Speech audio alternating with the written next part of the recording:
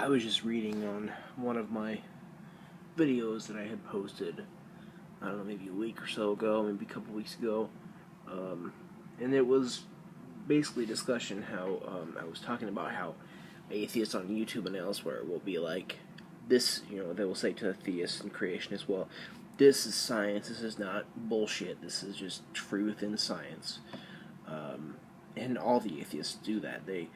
Atheism is pretty much just a lack of belief in, you know, in deities, in deity or deities, and they will say to the theists, well, this is not philosophical hand waving. This is not bullshit. This is not wishful thinking and such.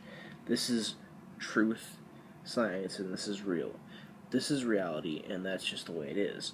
And in that video, which I'll post on here, I was discussing how, the atheists were referring to this science, and how they were saying, well, science has shown this, how this could have happened, how this could have happened, and how this could have happened, which points to the possibility, or they actually say, well, that points to there having not been a real God, which, or that this points to there having been no God, which did not create any of this, then there is no God, and this happened by such a way.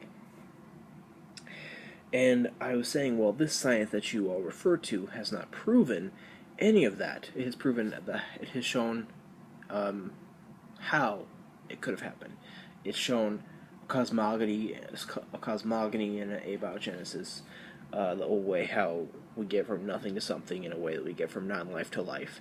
It has shown the possibilities of how it all could have happened. And I discussed that the problem is that this is not verified that it happened. It's been pretty shown. They've been shown to be theories. The theory of evolution, the theory of Big Bang. These are theories which are pretty much shown to be probably the closest thing to a law before it actually is a law. But it is not itself a law. The theory is not a law. A theory is a pretty well accepted among scientists. It's a theory among scientists that is very well accepted. That it's, accepted almost as law, but it's not yet accepted as law. It's not proven that it happened yet. The law of gravity and the laws of all these things, the laws of physics and all that stuff, have been shown that this is how things work. This is how the world works. That if I drop this pen, the law of gravity says that if I drop it, it will not hang in the air. It will fall. Those are laws because they've been shown that's how it is. And on that video, I got a comment from somebody, I forget his name, and he pretty much just he was saying science doesn't answer everything, but it sure as hell crushes theism. And he said that the Big Bang fine-tuning abiogenesis could be caused by God, but it's infantile, shallow, and wishful thinking. So pretty much he's saying that science doesn't answer everything, but it has answered enough to crush the idea that there could be a God here, which made everything, and that science crushes the idea that there could be a God here, which made all this, and that God is the answer for all this. Now, I have discussed that I do not deny atheist ideas. I say that there's faith. Atheism and theism are pretty much just one beliefs. They all only mean either belief or non-belief in a God or not. But in each theory, is attached to it, is a theory of cosmogony and abiogenesis, or pretty much cosmogony and how we get life, pretty much. On the theist side, the cosmogony and how life came about is pretty much all in the same kind of thing. Is pretty much all in the same kind of discussion. As among those 7 days, God created the world and man among that same week. among atheism and theism is well, among theism you have the biblical way of how everything created, but also something that is also attached is some kind of scientific explanation or to biblical to things that the Bible says. There's lots of science which will explain things on biblical terms, but on both those beliefs as to whether there is a God or not, some kind of scientific theory is attached. So we're talking about both those things, not only the atheism, but not only the atheism or the theism, but the scientific theory or belief that is, or the scientific theories that are attached. So pretty much what he's saying here is that science doesn't answer everything, but it has answered enough that it crushes all theist belief and all theist theories. Okay, first of all, I don't see how science has crushed theism or has proved enough to crush theism. What science has proven is how. Is that if it did, this is how. If these things happened, this is how it did. Or it has given very, very, very widely accepted theories as to how things happened. And scientists that are looking for explanations and that are dismissing explanations of God, those scientists are pretty much using these theories as within their research and are also looking for ways to fully prove those, because they have not been fully proven into law yet. That's why they're called theories. So science has proven nothing as to that it happened. Has not proven that has not proven that the primordial pool happened or that the Big Bang happened. It has proven that it could very well have happened, and that would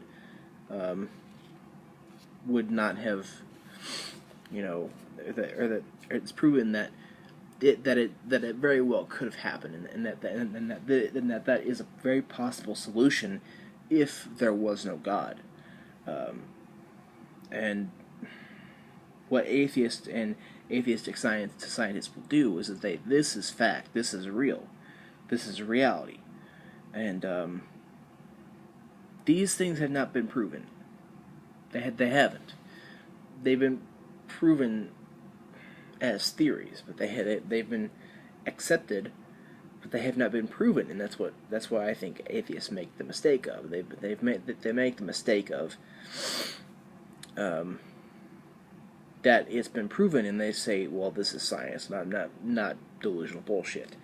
And what I think atheists should be doing is that they should be saying, this is more likely than what you're doing. The whole, and I have another video saying that we should be saying, we should be arguing as to how this is more likely to have happened than this, and vice versa.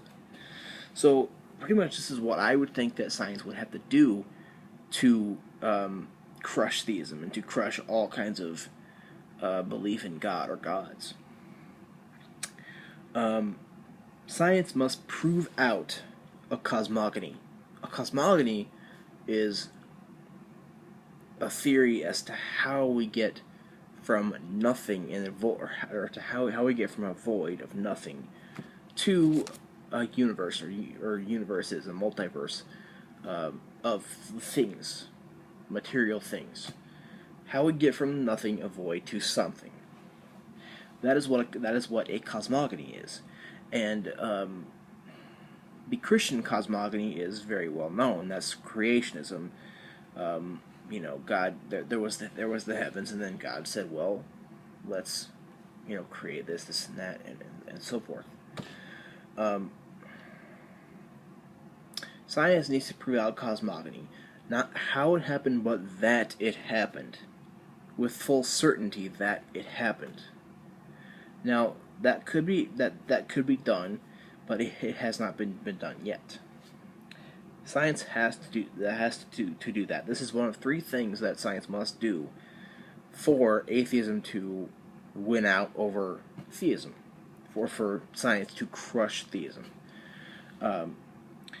Second, science must prove out that and how an abiogenesis happened. For instance, it must prove out a primordial pool.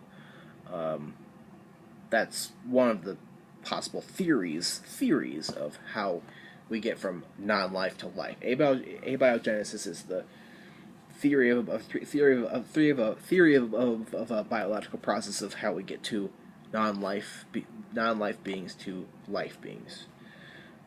Science must prove out as to how we get from non-life beings to life beings. The primordial pool is one of many.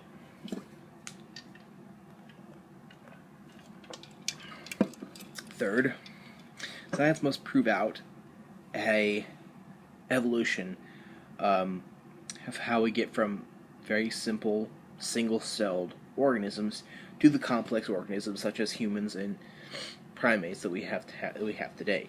Now there is evolution here.